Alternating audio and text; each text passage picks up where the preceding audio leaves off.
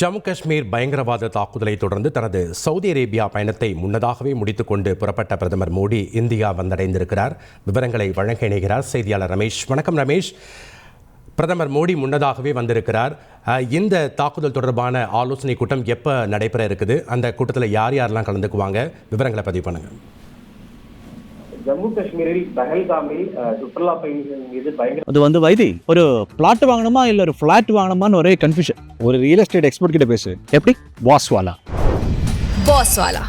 Be the pass நடத்தியிருக்கக்கூடிய தாக்குதல் India மட்டுமின்றி உலகம் முழுவதும் கொந்தளிப்பையும் அதிர்ச்சியையும் ஏற்படுத்தியிருக்கிறது.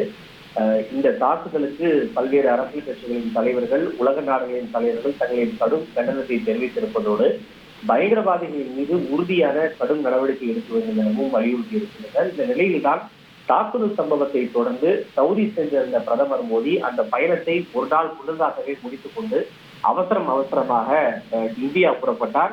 அவர் உண்மையில் இன்று இரவுதான் சவுதியிலிருந்து இந்தியா புறப்படுவதாக இருந்தது. இருப்பினும் இந்த தாக்குதல் சம்பவத்தை தொடர்ந்து நேற்று இரவே அவர் சவுதி அரேபியாவிலிருந்து புறப்பட்டு சற்று முன்னதாக அவர் இந்தியாவை வந்தடைந்திருக்கின்றார். இன்றைய தினம் இந்த ஜம்மு காஷ்மீர் பயங்கரவாத தாக்குதல் குறித்து பல்வேறு உயர்மட்ட ஆலோசனை கூட்டங்களை அவர் மேற்கொள்வார் என்று எதிர்பார்க்கப்படுகிறது. குறிப்பாக பாதுகாப்பு விவகாரங்களுக்கான மத்திய அமைச்சரவை கூட்டம் இன்று காலை சுமார் 11 மணி அளவில் நடைபெறும் என தகவல் வெளியாக இருக்கின்றது. இதில் வெகு சில அமைச்சர்கள் மட்டுமே இருப்பார்கள். பொதுவாக இந்த பாதுகாப்பு விவகாரங்களுக்கான அமைச்சரவை கூட்டத்தில் உள்துறை அமைச்சர், நிதி அமைச்சர், பாதுகாப்புத்துறை அமைச்சர் உள்ளிட்ட வெகு சில அமைச்சர்கள் மட்டுமே இருப்பார்கள். இந்த ஆலோசனை கூட்டத்தில் காஷ்மீரின் தற்போதைய சூழல், பாதுகாப்பு சூழல், தீவிரவாதத்தை ஒடுக்குவதற்கு எடுக்கப்பட வேண்டிய கடுமையான நடவடிக்கைகள் உள்ளிட்ட பல்வேறு அம்சங்கள் குறித்து ஆலோசிக்கப்படும் என எதிர்பார்க்கப்படுகிறது. குறிப்பாக பயங்கரவாதிகள் மீது கடுமையான நடவடிக்கைகளை எடுக்க பாதுகாப்பு படையினருக்கு முழு சுதந்திரம் அளித்து இன்றைய கூட்டத்தில் முடிவெடுக்கப்படும் என எதிர்பார்க்கப்படுகின்றது.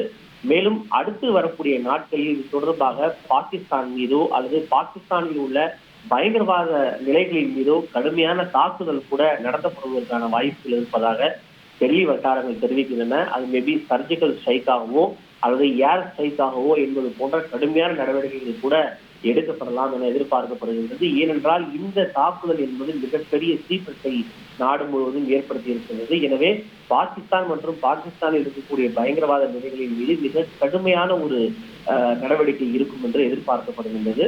இவை தவிர ஜம்மு காஷ்மீரில் மேலும் பாதுகாப்பை பலப்படுத்துவது, அதிகரிப்பது, பயங்கரவாதிகள் இருக்கக்கூடிய இடங்களில் தேடுதல் வேட்டை நடத்தி அவர்களின் மீது கடும் நடவடிக்கை எடுப்பது உள்ளிட்ட பல்வேறு அம்சங்கள் குறித்து இன்றைய கூட்டத்தில் ஆலோசிக்கப்படும் என எதிர்பார்க்கப்படுகிறது. நன்றி ரமேஷ்குமார், உங்களுடைய விவரங்களுக்கு.